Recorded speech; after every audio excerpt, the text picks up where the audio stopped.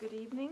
It's January 19th, 2021. I'd like to call this budget workshop of the Goochland County School Board to order. Our first order of business is a moment of silence. Please join me.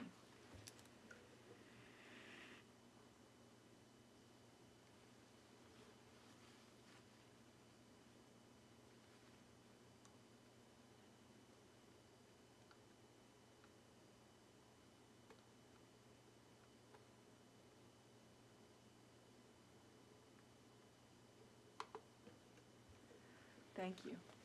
We'll now stand for the Pledge of Allegiance. Join us if you're able. I pledge allegiance to the flag of the United States of America and to the republic for which it stands, one nation, under God, indivisible, with liberty and justice for all.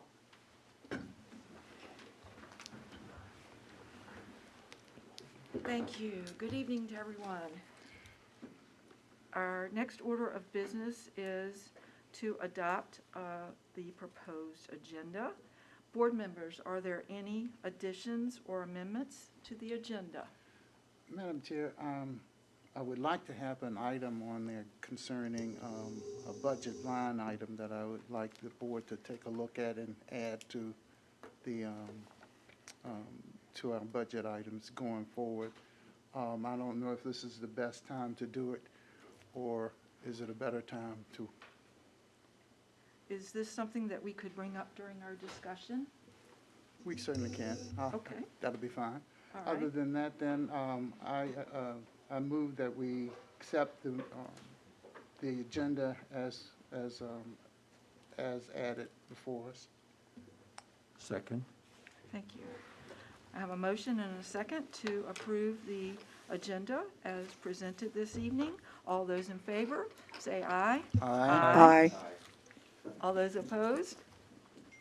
All right, we have an agenda to discuss the budget for FY '22. Wow, that sounds weird. So, Dr. Raley, please come forward, and we are looking forward to your presentation.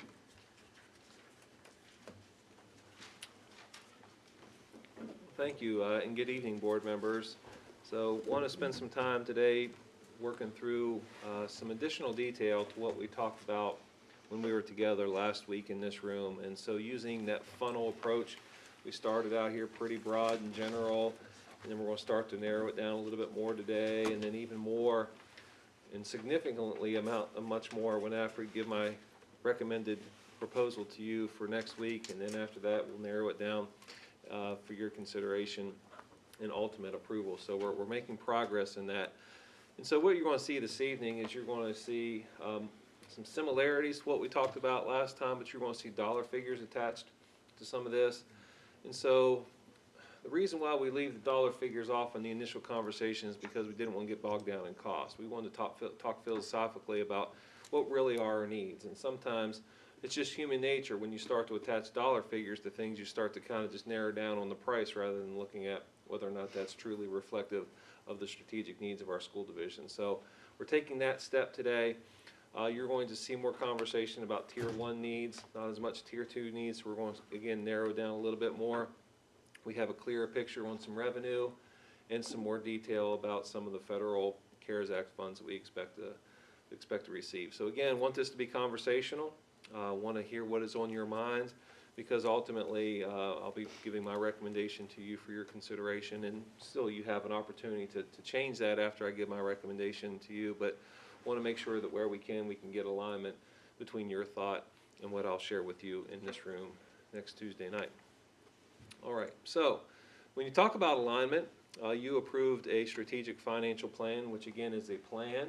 It was not a step-by-step of we would in fact do this definitely, but it was an idea of what we would expect our needs are in the future in alignment with our strategic plan.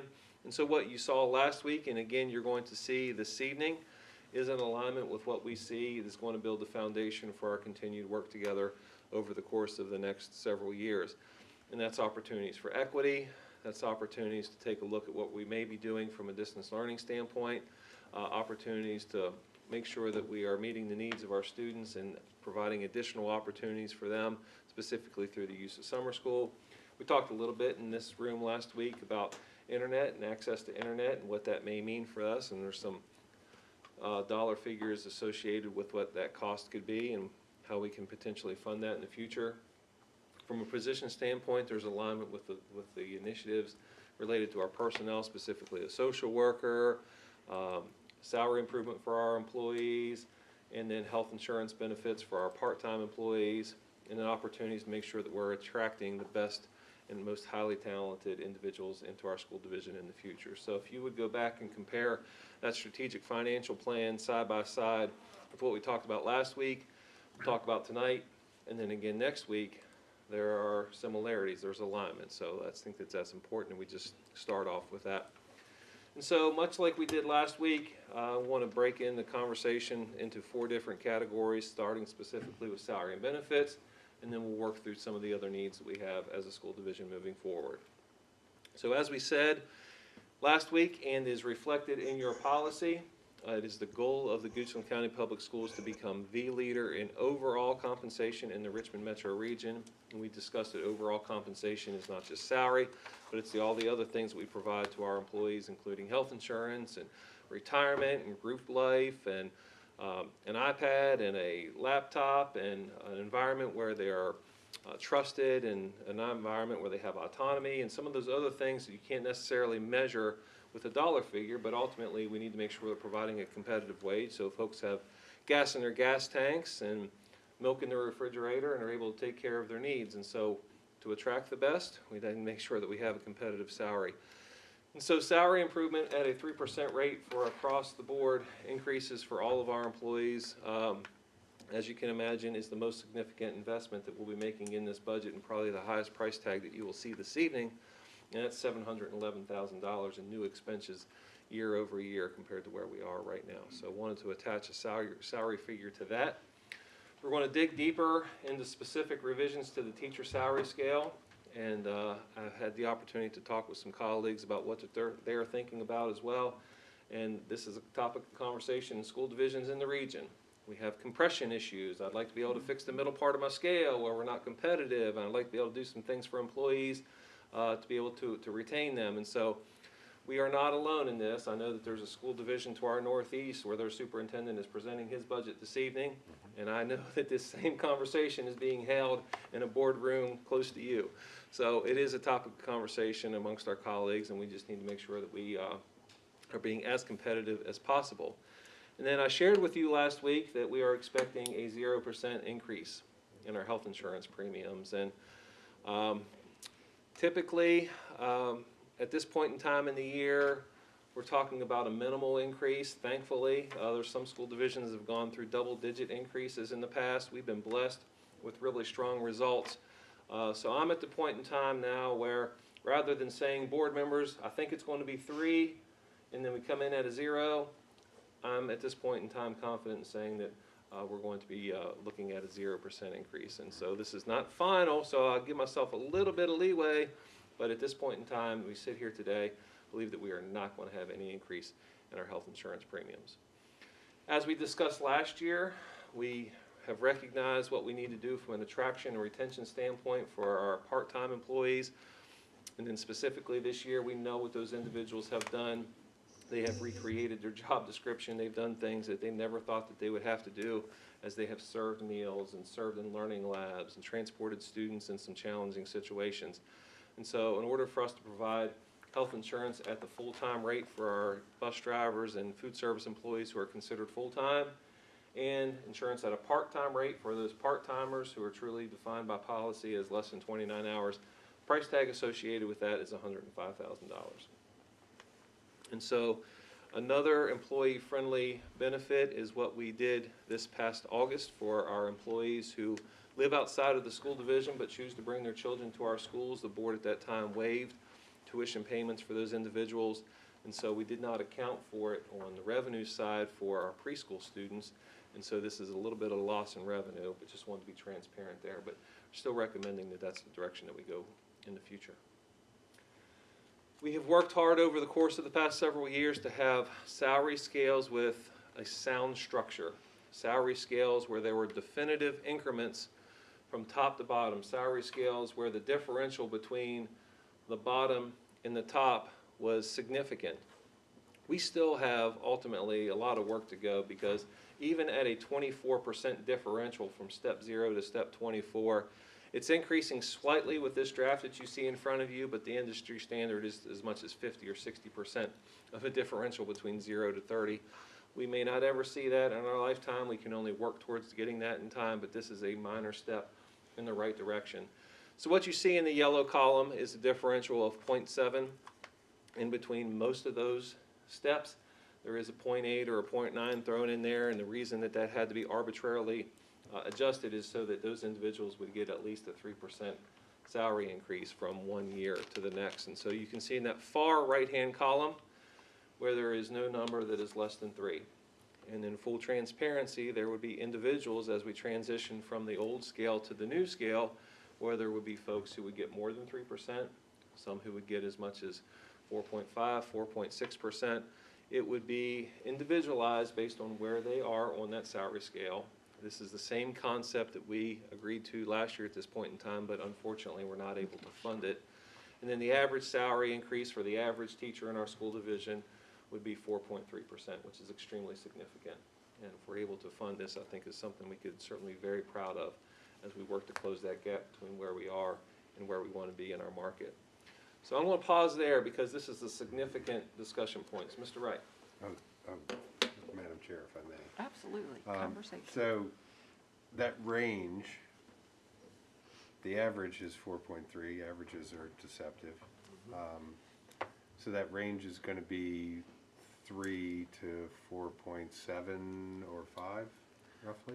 Yeah, 3 to, looks like like the highest is 4.88. 4.88, so pretty close to 5, yes, sir. Right, okay. Thank you, just wanted to make sure.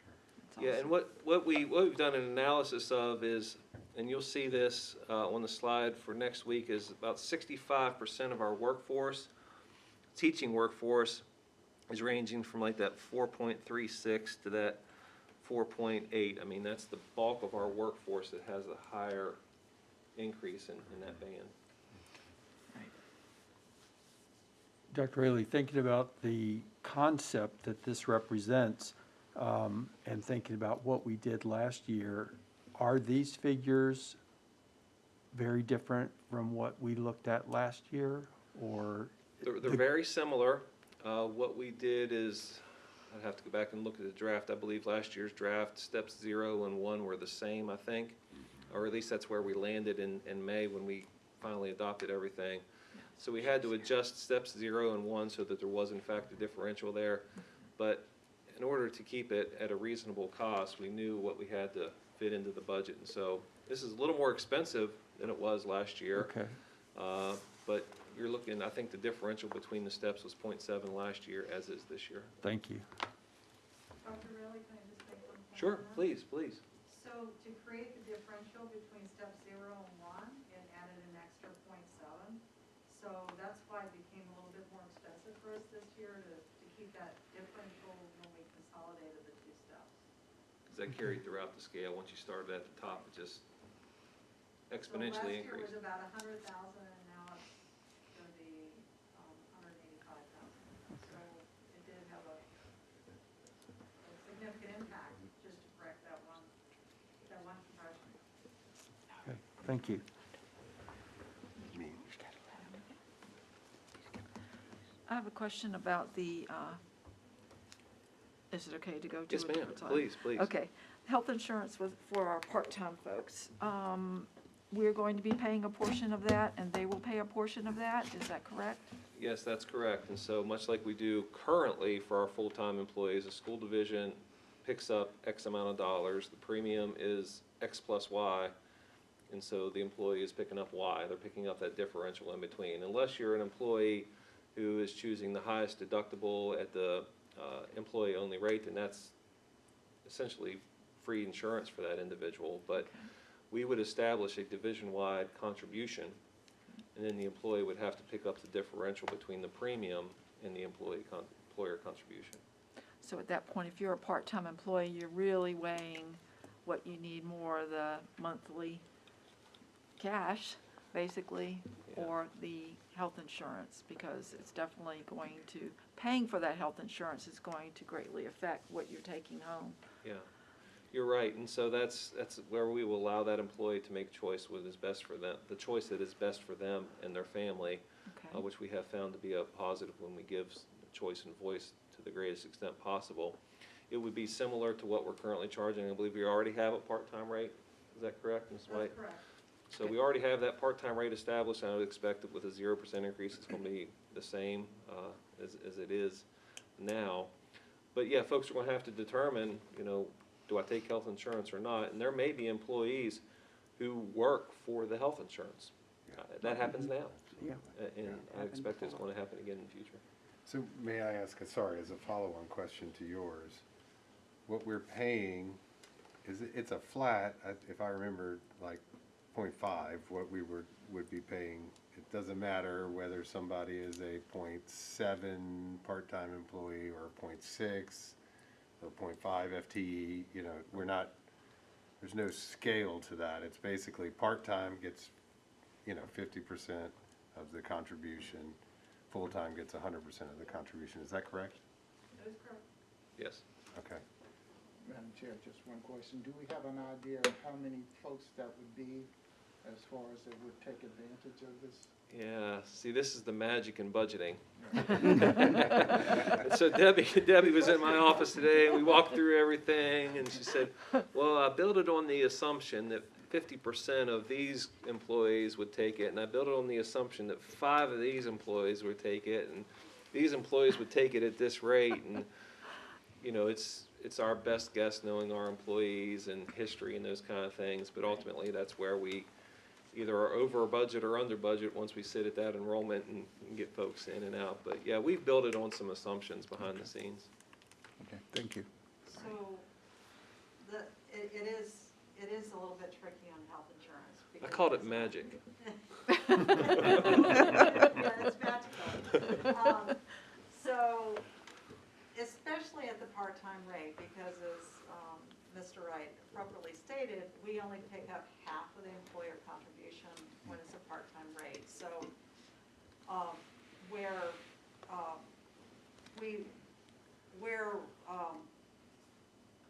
the employer at employee plus one on the previous scale, no, we haven't gotten to that yet, have we?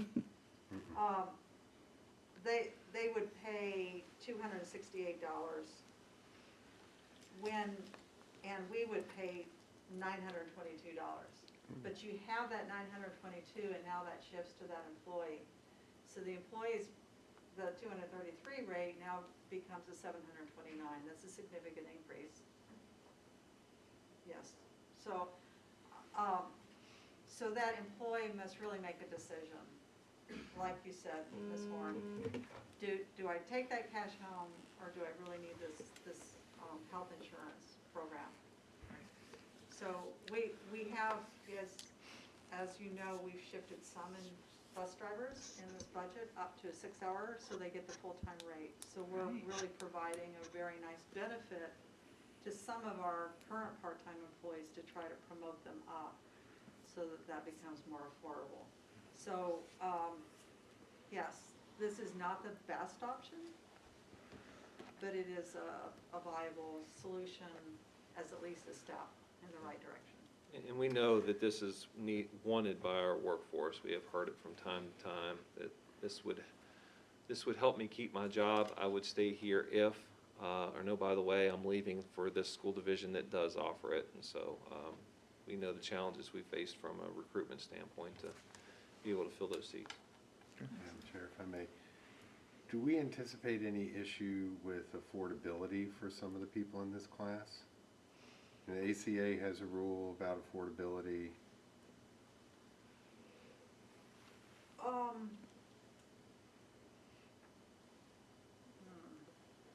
I ask because That's a good question. we ran into this at the Maggie Walker Board. For full-time or part-time? Part-time. We initially dropped part-time health insurance when ACA became effective, Mhm. because we were told we could not have a part-time rate. That was the initial guidance. That guidance changed, but we had already made the decision. So, this is a benefit we've had in the past. I think it's a very good question, Mr. Wright, and I will follow up on that this week. I thought the affordability question was only at the full-time rate, that anything we did for part-time was just above and beyond what we had to do as an employer. And Yeah, so we didn't have to follow. Right. I think it all goes into the same, if, my practice has been, it all kind of goes into the same pool. And then when you come to the bottom of everybody that's included, what are they making, what are they paying? You have to hit an affordability threshold for everybody. And it is a delicate threshold. And I will tell you that even though there was only one employee at Maggie Walker, it caused a change in policy. So thank you for pointing that out. We were made to understand that because we've continued to grandfather people Mhm. that were on, and so we know that there are bus drivers and cafeteria workers that are currently still grandfathered, that frankly their pay is going just for Mhm. the health insurance benefit Right. at the part-time rate. Yeah. Madam Chairman, how about the health insurance itself? They have certain criteria that you have to meet in covering all employees. Do they allow part-time? So again, I go back to the first advice we got when the Affordable Care Act came into place, and that was that we could not offer part-time health insurance. As the rules became more apparent, we were told that that was not true, that we could offer part-time rates for employees that were under the 30-hour Affordable Care Act threshold. And that's where I did not think the affordability rules applied, because we were doing something for those that were under that 30-hour threshold. Mhm. So I think John Wright's question is a very good one for me to follow up on. There will. We'll definitely have that answer for you next week. Yeah. And I think we're all the reason we're asking so many questions about it is we do see this as a really important choice for our employees. I mean, look where we've really focused here. So thank you for all the information, and we look forward to more information on that. Also, in these first items, it really shows how much we care about our employees. This is just really taking care of the people who take care of our children. So thank you for bringing all of these items to our attention, and hopefully, do as many as we can. And yes, compression is always a big issue for pay scales. And when you look at the steps, that's where, the experience, that experience is so powerful to your workforce. So certainly addressing that is really important for that retention. We want the kind of people who have that experience working with all of our students and each other. So that's thank you for doing the work Yes, to ma'am. make that a little better for Yes, ma'am. everybody. Yeah, if we're able to fund this and able to balance the budget with this proposal, it can be a significant investment in our people who most certainly deserve it. But yeah, this can be very, very significant. Awesome. So substitute teachers, if you remember, board members, last year, this again was an initiative, and as I shared last week, really we're trying to get back to where we were at this point in time last year. And so there's several factors that have changed a little bit since we showed this information to you this time last year.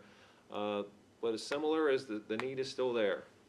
As we recover and we operate in a more traditional environment in the fall of the year, we're going to need substitutes like we have in the past. We We'll have flexibility. There will be lessons learned from this distance learning experience that maybe you don't have to necessarily fill in a class with a substitute. If a situation allows you to have an instructor distance and someone supervising that class, I think we have gained greater flexibility.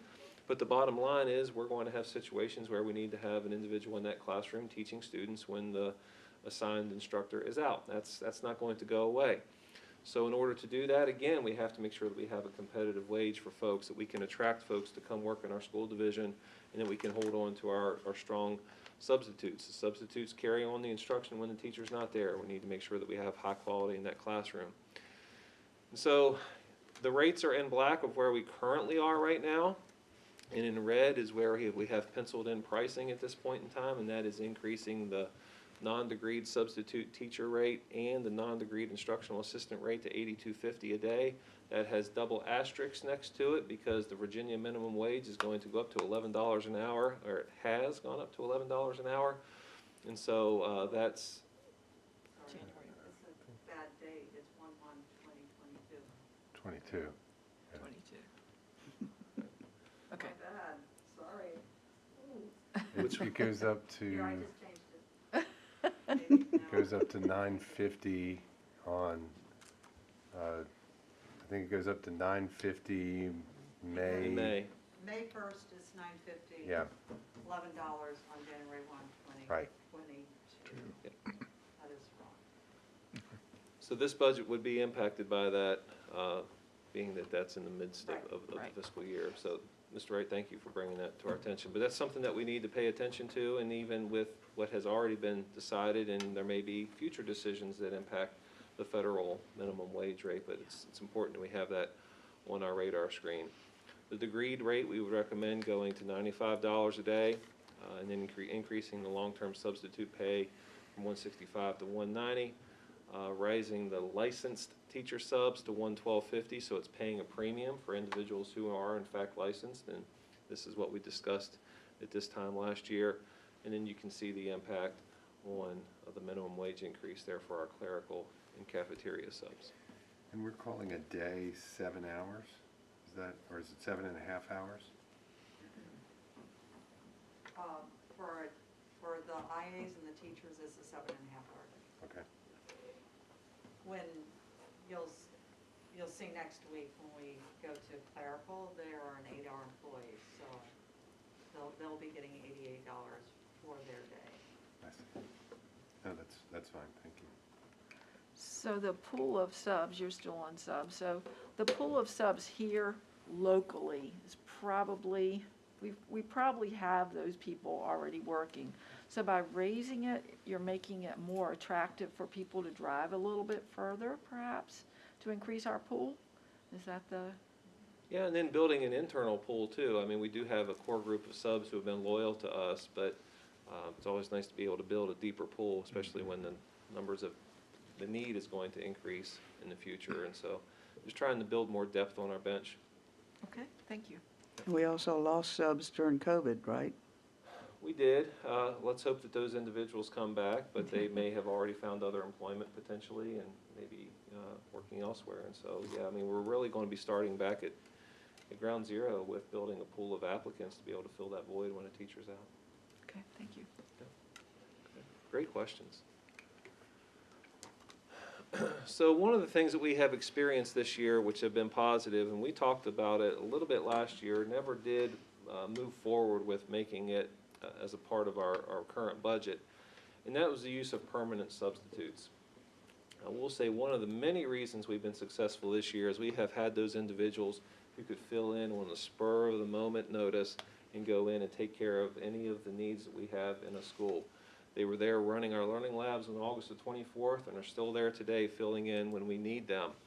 And so we have found that to be very beneficial and a concept that takes place in other school divisions around us. Since I've been here, that has not been something we've done, but is one that I will be recommending to you that we move forward with.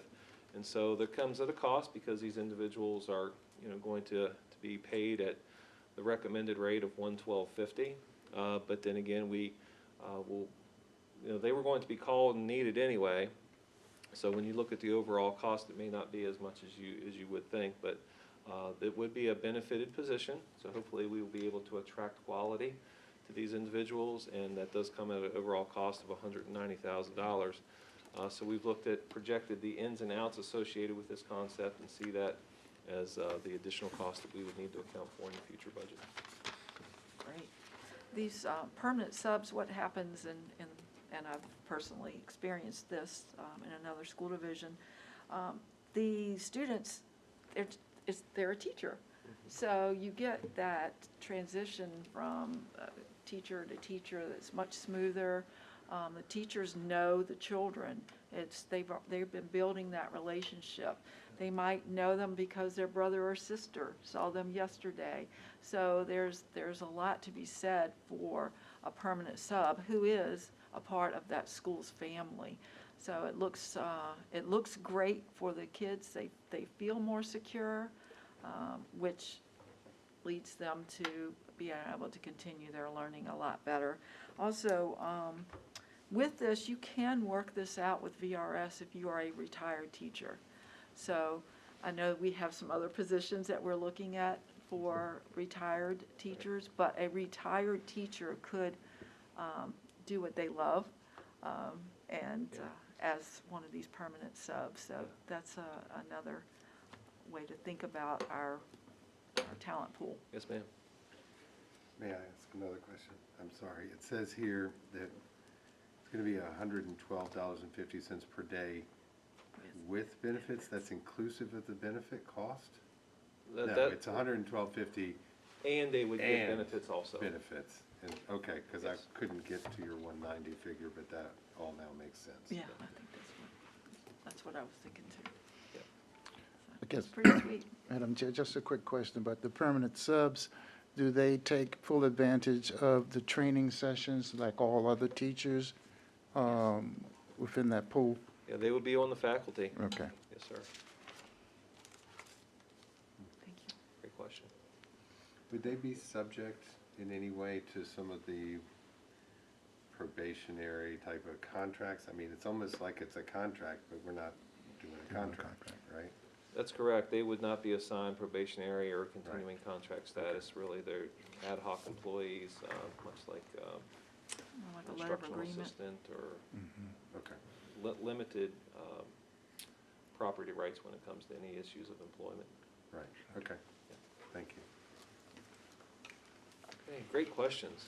That's the beauty of this work session, is hashing out these things and rolling our sleeves up and making sure that we're all on the same page. So this is just a high-level summary of all of those costs that were associated with it. And so, you know, the most significant prices there are the 711-401 and 185-207, which is an investment in salary improvement for all of our employees, but specifically our teachers in that salary scale change that we talked about there. So Mrs. White has broken the pricing out in red into two different sections. The one that is boxed is what we focus on. That's our operational and textbook budget, but the higher figure are our special budgets, including our Title I and some of the other federal budgets that are not considered our operational budget, where we receive a local transfer. So it's the $1,064,000 is the overall cost, but if you focus on our operational budget, then it's $997. Does the tuition cost, or it's not a cost, it's a reduction in revenue, sorry, thank you. So a significant figure. You know, when we're going to talk revenue here in a second, you're going to see what our projected revenue is. And as we know, the vast majority of our budget is the salary and benefits of our dedicated employees who do the great work of our school division. We are a people business, and it takes people to do what we do. But it is an investment in those individuals who do the great work, but it impacts our ability to maybe be able to do some of the other things. But it is a priority, and we have always prioritized our people, and this would be a continuation of that prioritization. School is just brick and mortar unless you have those talented people and children in that building. Yep. Amen. So, Amen. So we talked a little bit about school counselor in the past, and I would expect that this would be something that will make it through the General Assembly with deserved focus on meeting the social emotional needs of our students. And so At this point in time, we have priced that as a .5 FTE with the hopes it will be able to attract a retired school counselor or someone else who is interested in a part-time position at Randolph.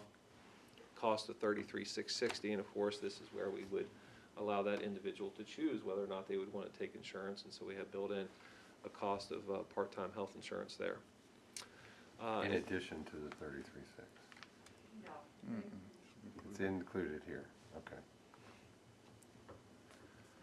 Division-wide social worker, this is on a different pay scale, and so this is a 10-month position. We priced it at 10-month, right, Ms. White? 10-month position, priced with salary and benefits inclusive, $77,558 as a budget figure for that position. And so this is also linked to meeting the social emotional needs of students, and that's the cost of startup and ongoing operational costs for lacrosse teams. And so we have, you see a figure there of $14,400 for both boys and girls as ongoing operational costs, plus an additional $3,000 in transportation costs. So we anticipate to pay the startup uniform costs, the equipment costs from this year's current budget. So there are startup costs, but we're going to recommend that we pay that from this year's budget, and what you see in red is the ongoing operational costs associated with those two teams.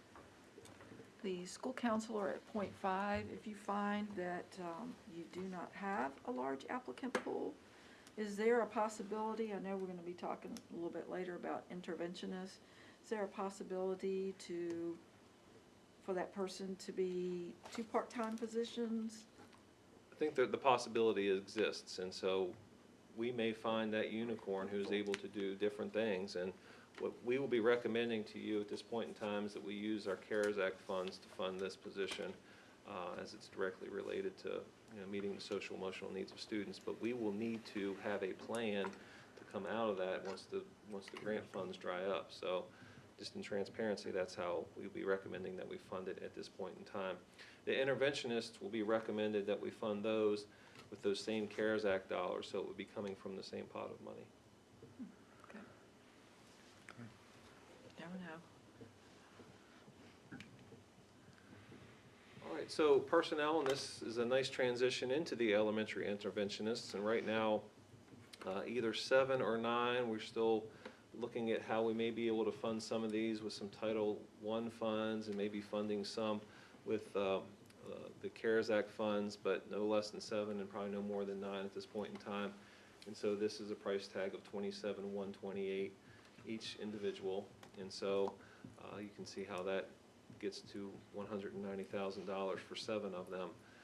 And so we discussed at the last meeting how we see these individuals as being folks who can really help us close the gap for students where we need additional opportunities for students. We need to capture more time with a trained professional for these students to help them get to where they need to be.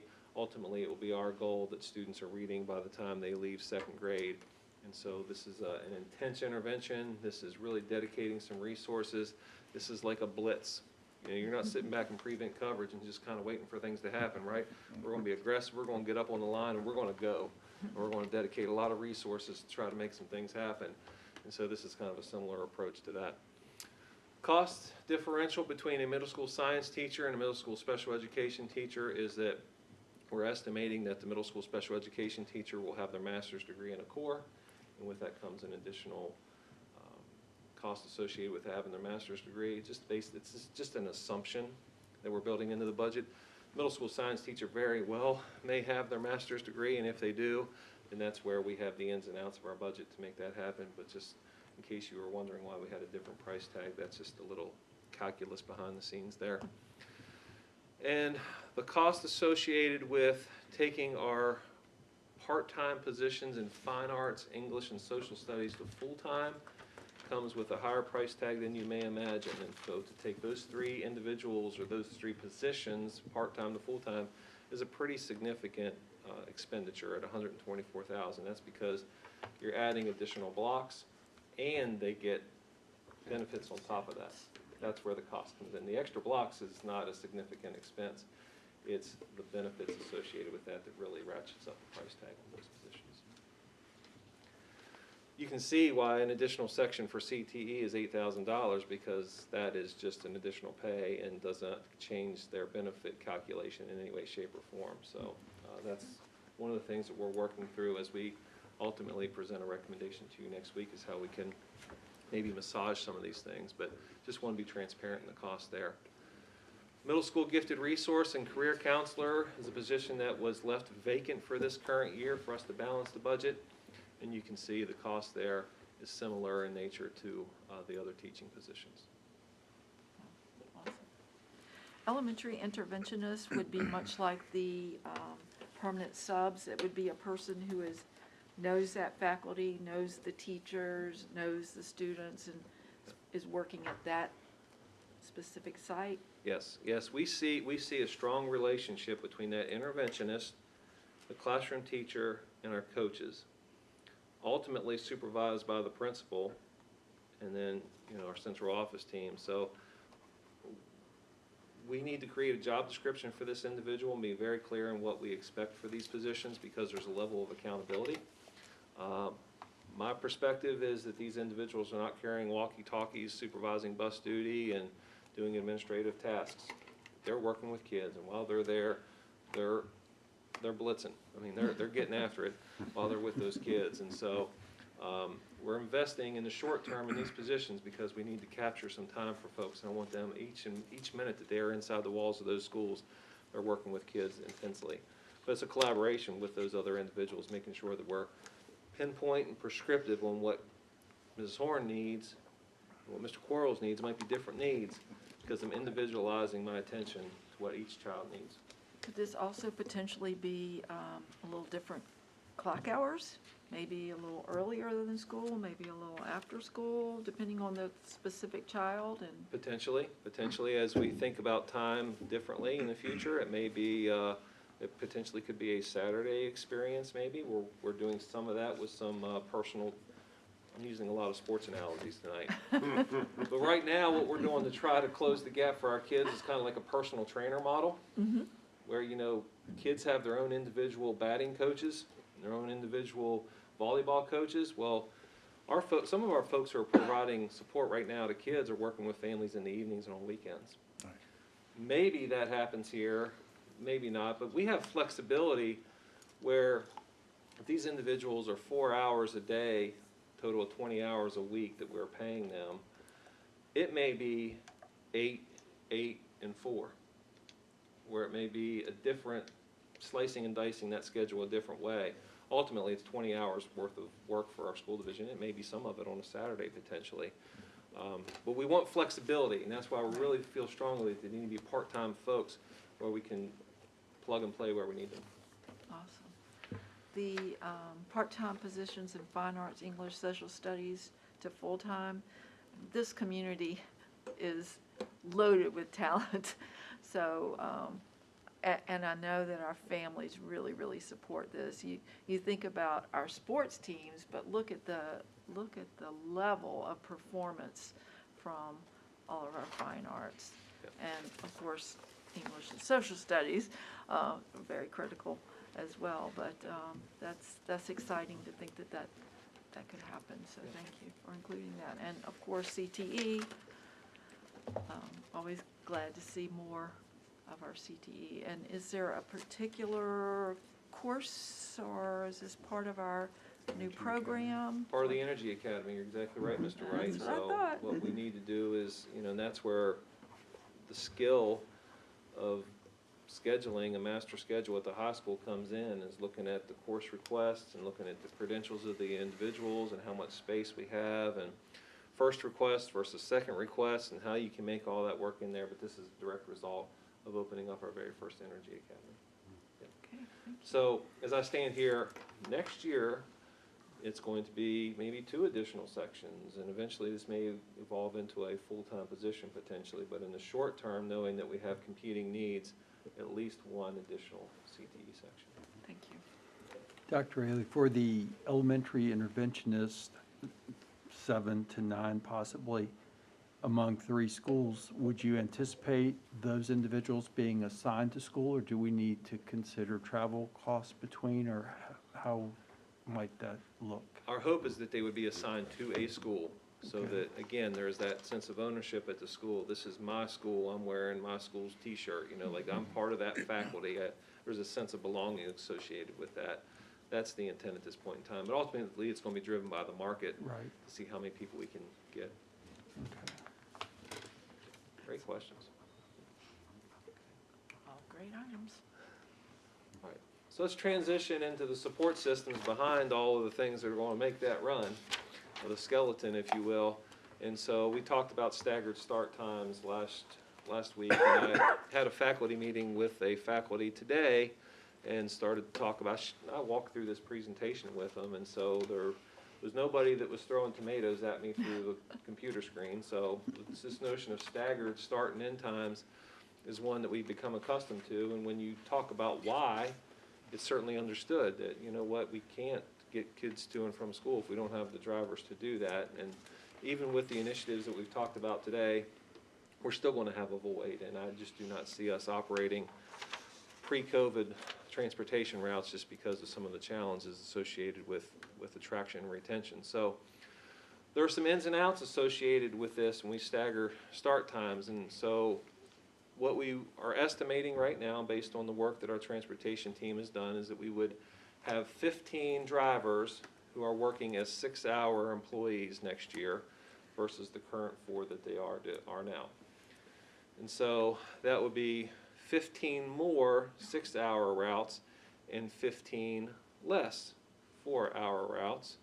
And so that comes with a cost. That comes with a cost associated with increased salary, and it comes with a cost associated with the benefits that we discussed. And so that additional expenditure, when you do that, is $72,000. So if we have 15 fewer drivers, we're operating 15 fewer bus routes. You may submit that we don't need the same number of buses to be replaced on an annual basis because we're driving fewer routes than we have been. And the current budget as we stand here today has 3 buses in our operating budget and 1 in our capital budget, for a total of 4 being replaced on an annual basis. Potentially, to balance the budget, we could replace 2 in operations and 1 in capital for a total of 3 replacement buses versus 4, in order to offset some of the costs associated with increasing from a 4 to a 6-hour position. So that's part of the conversation, but just want to be transparent that that is a possibility to balance the budget. And so, you know, we do have a modern fleet. But if we're running less buses, do we need to replace them at the same rate as we have in the past? That's an essential question. Madam Chair, are those buses doing double duty? Putting double miles on? 15 of them would be running double runs. Then won't they be wearing out sooner? That's possible, certainly, yes, ma'am. And any increase in ride time for any of our students with this? No, well, actually, Reducing the routes? well, a side effect of staggering the starts is that we have the ride time is much less than it has been. I can remember being in this room where we had some concerns about students being on school buses for 1 hour and 15, 1 hour and 30 minutes. With that, the way it is currently and would be, we wouldn't have any students on there any more than an hour. So we really would reduce those ride times beyond what it historically has been. So that's a positive side effect. But you're right, Ms. Barefoot Reed, we need to not necessarily look at the number of buses, but the number of miles associated with how the routes are being run.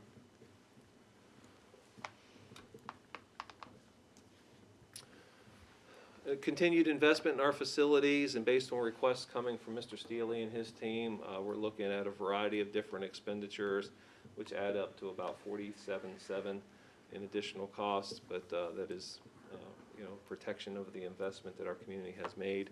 In addition to the one-time capital cost, this is just the ongoing operations. We are estimating at this point in time, if we were to have a contractual relationship with a dedicated public relations individual, that would be approximately $35,000. That's simply a budget figure. We would need to go out on the public market and do a request for proposals and go through the process, and then ultimately determine what our needs are and what the hourly rate of that individual would be. But that's a budget figure for right now. And then as we discussed last time, we have approximately 50 people who renew their licenses on a regular basis at $100. That's $5,000 in additional costs.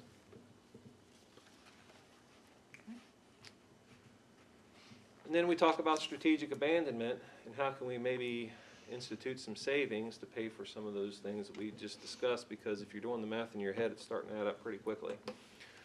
Numbers are starting to rise. And so with some of the work that Dr. Geyer has done with our principals and Mr. Campbell related to the best use of our assessment platform and balancing that going forward, feel that we can abandon the use of Performance Matters and save the school division $29,000 as a result. Mr. Karachachea has worked on our distance learning alternatives and how we can maybe save a few dollars here or there, and subscription costs, payment to employees, some other third-party costs, and it's possible this may come in even more than $5,000 in savings, but we're conservative right now in estimating that that is something that we feel comfortable with, but we continually analyze that and have great confidence in his ability to work with the high school team to make sure that we meet the needs of students, but yet spend every dollar efficiently. And then there are other instructional resources that are not being used at the level that you may expect, and we have usage data, as you can imagine. And so Dr. Geyer has worked on some opportunities to abandon a few instructional resources that are not going to negatively impact our ability to meet our mission. We still have greater work to do in saving our precious environmental resources and reducing our overall utility costs. I'm hoping to save $20,000 year over year in utilities, but unfortunately some of those factors are outside of our control. We can do a much better job of turning off lights in our school division. We can. It's one of the things that I've been caught sometimes. I go into a classroom and I turn off the lights and there's somebody still in there. I hate doing that, but it's just one of my things. When I go into a classroom, I try to peek around the corner and make sure nobody's there. But you know, little things like that. Set points. I think we can really get some great savings in set points. Now that we have a building automation system that has been installed, once we get that dialed in and solidified, I think we can do a better job with set points too. So I still believe we can get some savings in energy conservation, and potentially we can save some money if we install solar panels on top of our school or whatever we choose to do with that. So more to come in a subsequent board meeting on that. Might not be significant, but every little dollar helps, as we know. And as we discussed last week, we're still discussing the possibility of what we will do with live stream. And I have no new developments, board members, on that since we were together last time. But just wanted to keep that as a placeholder for us.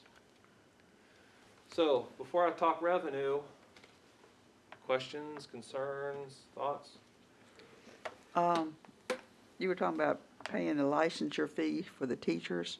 Would there be a loyalty attached to that? At this point in time, I would not be recommending any. As we shared last week, we provide $500 to employees to take college level credits, and we don't have any sort of tie to the school division as a result of that. It would help us in recruitment. It'd be one of those things we could say, hey, you come work for us, and when you go to renew, we're going to take care of that for you. And so the value of that may be more than asking someone to sign for $100. So at this point in time, we're not recommending that. The heating and cooling, that's huge energy consumption. Some of the classrooms that I've worked in are saunas. Yep. Some of them are refrigerators. Yep. And that's, you could go to almost any school in this country, and the older school buildings, the ability to control the temperature, that just wasn't available then. Do we have good data on the temperatures in all of our classrooms to know where we need to specifically do some kind of work? Before December the change 31st, that? Ms. Horn, no, we did not. It was the wild, wild west. And everybody had access to their own thermostat, and some people liked it hot, and some people liked it cold, and whatever maintenance would go in there, they'd say, don't touch it, I like it the way it is. Mm-hmm. So we now have visibility on, I would say, 85 or 90% of our classrooms, with the exception of Goochland Elementary School. with what we did through the fall CARES Act funds, we invested a whole lot of money in a new building automation system where we have eyes on every piece of equipment in 4 of our 5 schools. So we can set those set points, we can lock them in, and we can make sure that if there are any issues, we got eyes on it right away, whether it's a VAV box or a air handler or whatever the issue is. We got greater visibility than we have ever had. And so I have experience in working with committees and talking about what are the true set points. Because some people will think it should be 68 in the winter, and some people think it should be 70 in the winter. But, you know, what is that set point that we can set on? And then what should it be in the summer as well? Should it be 75 or 73? We need to go through the process of working with our faculties on that and getting buy-in and what those set points should be. And once we get to that point, we're like, okay, this is it. We set the equipment there. Because we got confidence in the equipment because it's running efficiently. And if there's an issue, we can dial in and see exactly what's happening. We haven't had that until now. So to have set points would have failed prior to now. We're now in a position where we can have that conversation. I think it's really going to save us a decent amount of money in the future. Good. You have to also look at time of day. I know when I was teaching, the heating or cooling would go off at like when the kids left. So we would be in there working with gloves on in the winter and our coats on, and in the summer we were just like all about to pass out. So that's not a really good way. I mean, I understand that trying to save money, but that's not healthy for anybody, and it doesn't say I care about you so much. So I think if you weigh, okay, well, I'd rather have 70, but if I have 68, then I'm going to have a consistent 68. That's so much healthier for everybody and for the building. Right. So, and then in summertime, you also have to look at the possibility of mold growing. So if air conditioners are dehumidifiers. Yes. So if you're not running your air conditioner, you're not dehumidifying, and you could be making your building sick. So all those things are part of that. Yeah. But certainly, again, we talk about it's about people. We want them to be comfortable, but there's a lot of health factors, a lot of comfort, and a lot of consideration for, there's a human being still working in there. So all those things we really have to look at when we talk about the dollars and cents of it. Yes, ma'am. Madam Chair. Dr. Ailey, one thing, backing up, just looking at the abandonment piece there, I went back to thinking about the lacrosse team, so I'm excited about that addition.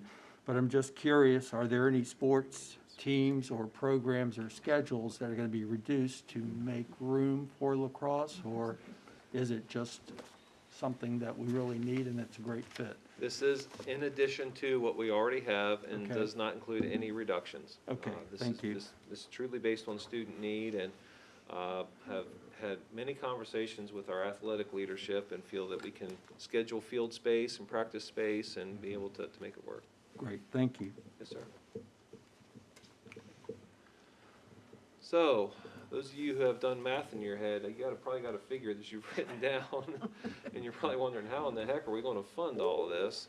And the truth of the matter is, we will not be able to fund everything that you saw this evening. It has been narrowed down from what we saw last week, and will need to be narrowed down again in the next 6 days before I present a balanced budget recommendation to you. But wanted to at least let you know the tier 1 costs, and hopefully we can have a little more discussion. What you see maybe rises to the level of need maybe over something else, or we can have that conversation next week. But what you saw tonight, we're not going to be able to fund everything, but that's where the tough decisions come in as we focused on what's important to us.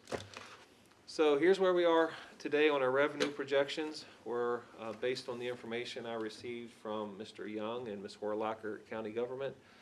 Year over year, we're expecting an increase of $1.17 million in new county money, which is the highest that I have experienced in my 5 budgets working in this wonderful community, which is, again, a significant investment in this school division, coming on the heels of over $650,000 in money for one-time bonuses, and coming on the heels of CARES Act money that they appropriated to us from the federal government. So county continues to be supportive of our initiatives, and this is a significant increase in that local transfer.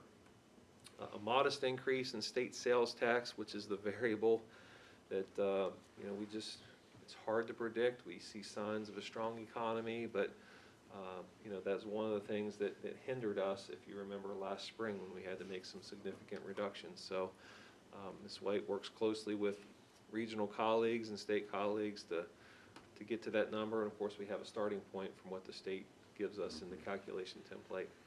Recommending that we keep the ADM the same as we currently have, and that's based off of an estimate of 2,500 students, March 31st of 2022. So here we are in January trying to forecast how many students we're going to have 14 months down the road, but feel that this is a conservative figure. I can only hope that we are above this, and that would be to our benefit if we have over revenue versus under revenue. But we are expecting, based off of the governor's budget, an additional $141,000 in new money. Again, based off of the governor's budget, could go up or down based on what happens in the General Assembly. For a total increase in revenue of slightly under $1.5 million for our operating and for our textbook funds. Some additional revenue on the right-hand side related to the CARES Act. Cafeteria fund, we're looking at a small decrease in revenue there. Slight increase in some of those special budgets like our computer insurance and ACA and some of those kind of things. But again, they sit over there in a special budget, and there is no local dollars associated with that. So CARES Act, this is CARES Act 2, and as I said last week, we're looking at $1,049,998 in federal revenue, and so we have to spend these funds between now and September the 30th of 2023. It's on a reimbursement basis, so we spend the money, request reimbursement through the state, and then they send us the money through a wire transfer. And so as we stand here today, certainly this is all in draft form, but as we start to narrow down into a budget recommendation, this is possibly how we could fund some of the initiatives that we discussed. A portion of the social worker being funded through CARES Act and a portion being funded through Title I, so $63,600 from CARES Act and then the rest through Title I, and that's how you get to that figure that you saw on a previous slide. Funding the RES counselor out of CARES Act funds, the interventionists, the permanent subs, additional funding for an expansion of summer school from 4 weeks to 5 weeks with an increase in the hourly rate for teachers as well, $25 grand. The technology costs that we talked about, remember Khajiit, and are we going to continue to provide that for our families? Estimating that's about $92,000 plus some other technology costs in there. And then our continue to work towards indoor air quality, as you just shared, Ms. Horn. And so we've done a lot of great work on that, but we still have some remaining projects. If we have some more money, we feel that that could provide an even better environment. And so that does not add up to $1,049,000. So what we would recommend is we hold the reserve back for 2022, 2023, so you can see where we would be recommending that those reserve funds being spent. You add those two figures together, that's how you get to the bottom line. So in transparency, board members, these are funds that if we use them for this purpose, we will need to be purposeful as we come out of this, that we are building these into our operational budget. And so that's a philosophical approach, and just wanted to let you know that, these would be, once you have these positions, you become accustomed to these positions and you value these positions, but these funds eventually will dry up. And so this is a decision point. Don't have to make that decision today, but it's something we will have to decide upon before you finally adopt your budget. Well, if you think about the student needs, we know from everything we read, the social, emotional health, well-being of our students is probably not where we want it to be. And we certainly see that many of these initiatives do support their well-being. So it's what is needed now. So that's hard to kind of go against that philosophy of you use this fund for something that's a one-time thing, not something that you have to continue in the future.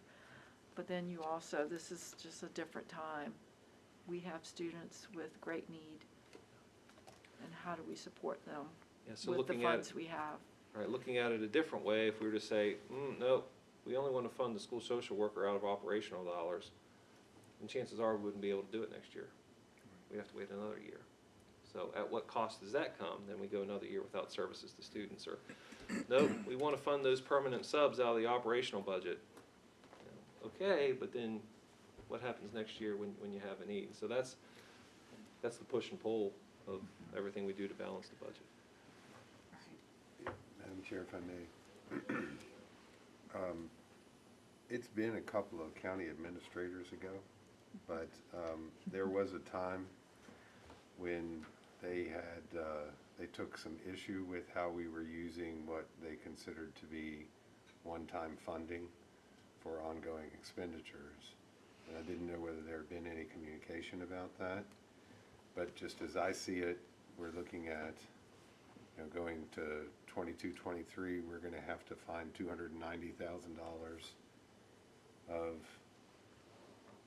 unencumbered dollars to spend to pick up on these ongoing costs. And then the year after that, it would be another 190, so 480 that we would have to have overall. That's a pretty significant amount. And so I don't know what, you know, I don't know what to do about that necessarily, but I do kind of want to point out or ask, you know, if the county has tried in any way to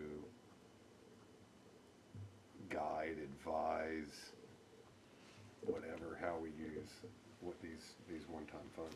No, sir, we talked briefly with Mr. Young last week about this and conceptually discussed how we may be recommending using those funds, but ultimately no decisions have been made, but we just talked about it in concept. I do know, in sitting in this room, when the county has looked at their CARES Act funds, the question has been asked, what is the ongoing operational requirement of us with these positions, be it mileage or maintenance, or, you know, in other words, when these funds dry up, what are we going to be required to continue to do? So that question has been asked publicly, and we may be asked that same question. Yeah, and you know, not being a pessimist about it, I think if we look at what the increase in revenues in a year-over-year basis over the last, say, 4 or 5 budget cycles, we could absorb that, but it may be at the cost of some of the other things that we'd like to do, you know, raises or salary scale adjustments or new positions, you know, somewhere down the road. I'm not being alarmist about it. I just want to make sure that you've already had the communications that you have, Yes, and that's the important part to me. Yes, sir. Yeah, good point. And I was just thinking, if you hired that communications person, you would be giving all of our secrets away, and our ADM would increase because people would get more information about how wonderful our staff Yeah. are. Yeah. So, Okay. Yeah. Glad we had that conversation. Just want to be transparent with you about that. Thank you. Okay. So now it's, you know, how are we going to make it all work? And, you know, given the revenue that I just shared with you, and given the expenditures, not a recommendation yet, but the expenditures that we're trying to balance everything, do you see something that rises to the level above maybe something else, or do you see a priority? Or, you know, Dr. Raley, as you create your recommendation, got to have this. Just wanted to see what maybe is bubbling to the surface for you as a priority. you did an amazing survey with the community, and what I remember from that is a great focus on our people. It seemed like everyone was in agreement that our people deserved these raises that we're talking about. With this, all this information, this detail out, do you anticipate any other kind of survey, or are you just going to continue to, are you surveying staff about these choices? What other current information are you getting now that you've addressed what they've asked? Yeah. So every time we have these meetings, of course, they're public, and, you know, I welcome any sort of feedback that anyone who's watching or listening may provide. I did have, it's typical to have a faculty meeting where I discuss these concepts with folks, and I met with Goochland Middle School today, and they are quite thankful for the consideration of salary improvement. I got many thank yous that popped up in the chat. Specifically for them, they were thankful that we're recognizing the need that they have for science and for special education, so they were grateful for that consideration. They asked a question about staggered start, so, I mean, that's, I think I had 50 or 60 folks on that call today, so that was a way of kind of put the flag up the flagpole and see which way the winds are blowing, and it was not a hurricane, it was a nice calm wind, so that was a good thing. And of course, we're ultimately going to have a public hearing and continued opportunities for public discussion between now and the time that you vote, but, we'll just keep our ear to the ground and see what we get. Good point.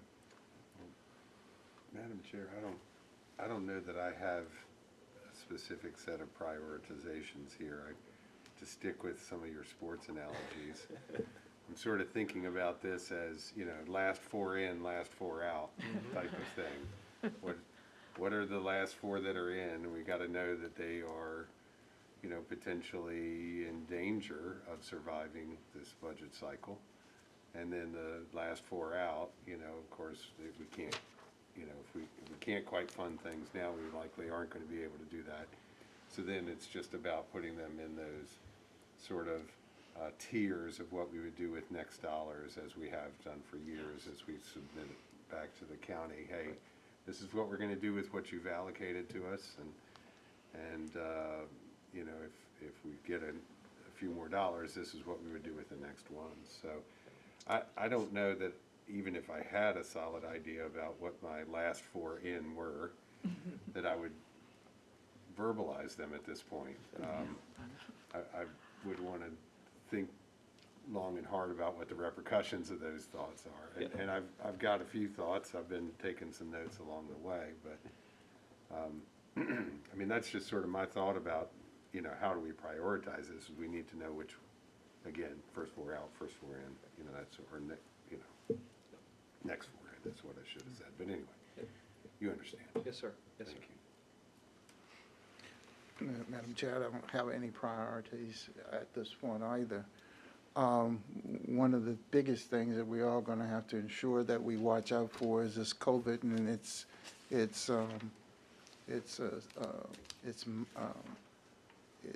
virulent cousin that's coming through, and making sure that we have all of the supplies and things that we need to ensure that our kids are protected from, you know, contaminations and things of that sort. I like the fact that we are looking at the sciences again, because we do need to ensure that that everybody's going to be ready for that when they leave our schools and go out into the workplace. The one thing that is interesting me is we need to ensure that the sports things that we're doing.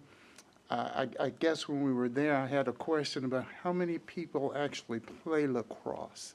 I know some of the private schools in the area do, but how many have we taken a pulse as to how many students we'll have to be able to make that work as a full-fledged team?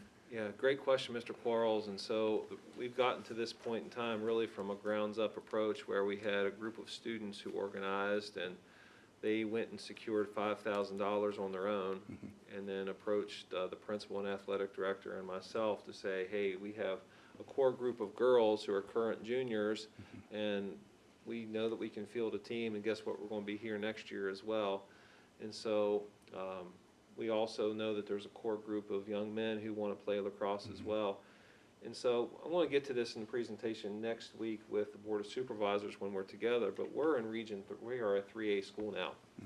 And being a 3A school, there are school divisions in our region and our future district that have lacrosse. And so, you know, I would submit that we don't want to be the only school division that doesn't have lacrosse, as we're in that district as well. And so it's part of being a larger school, and you know, that you have the offerings and the facilities that are going to allow you to be competitive in all those sports. But yeah, it's kind of cool how it has all worked, and I applaud those young ladies who had the leadership skills to bring that forward. They did it in a very professional way and made a compelling case. And don't get me wrong, I don't have a problem with it. I wouldn't want to be hit with one of those lacrosse sticks, but maybe the students wouldn't want to do that. And just hopefully that it'll be a balance as far as all the kids that want to participate, and we have a great diverse pool doing that. Yes, sir. There we go. I just can easily recall conversations about whether we had soccer or not, and where soccer, what is soccer?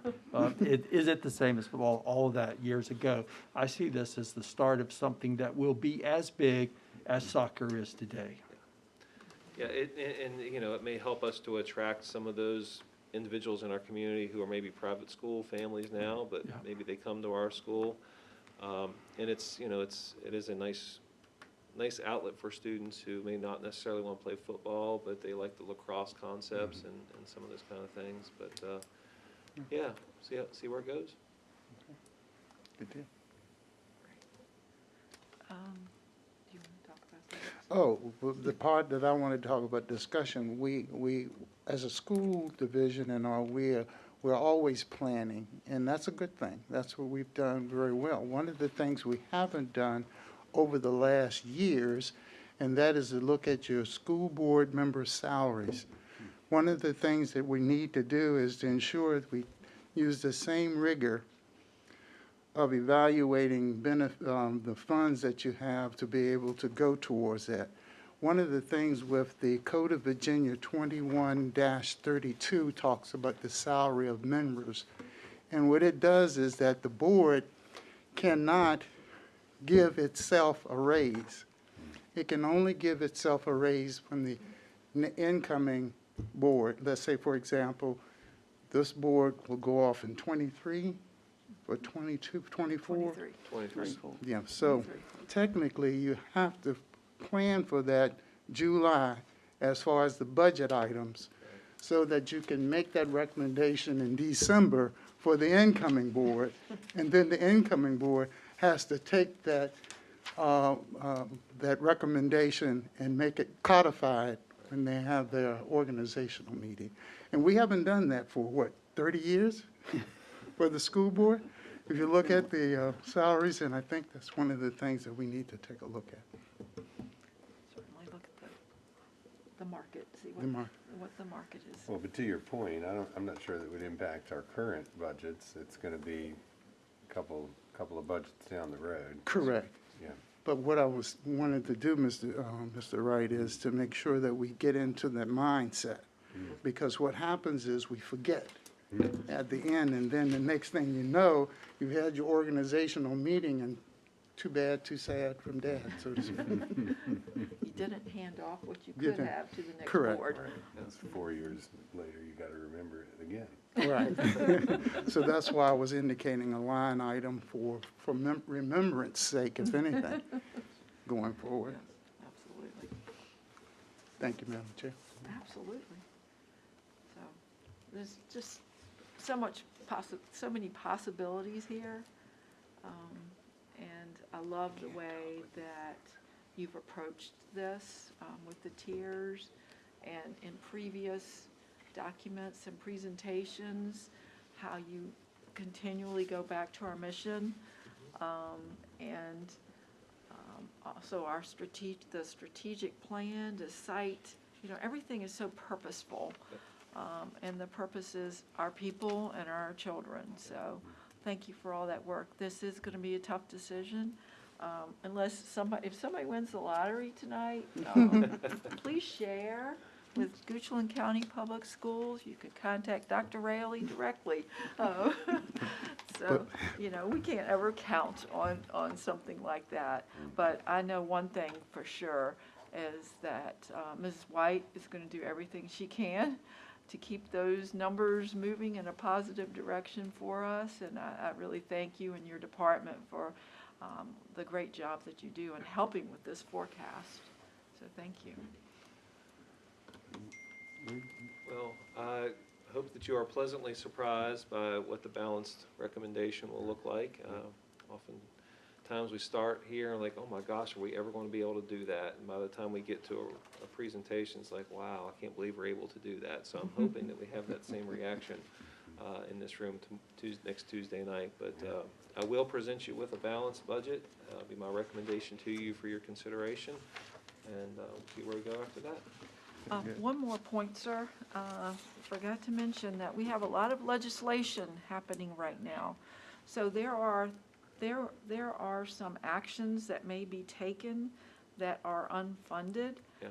So as we make these decisions of what we believe are the priorities, is it possible that the General Assembly will create a different priority that we will then have to fund and continue to maybe bump something that we've decided was best for our community? The ones with emergency provisions are the only ones that really could impact us directly in this cycle. Is that correct? Yeah, typically there's a little lead time into some of the legislation when it's approved, unless it is emergency legislation, which is effective immediately.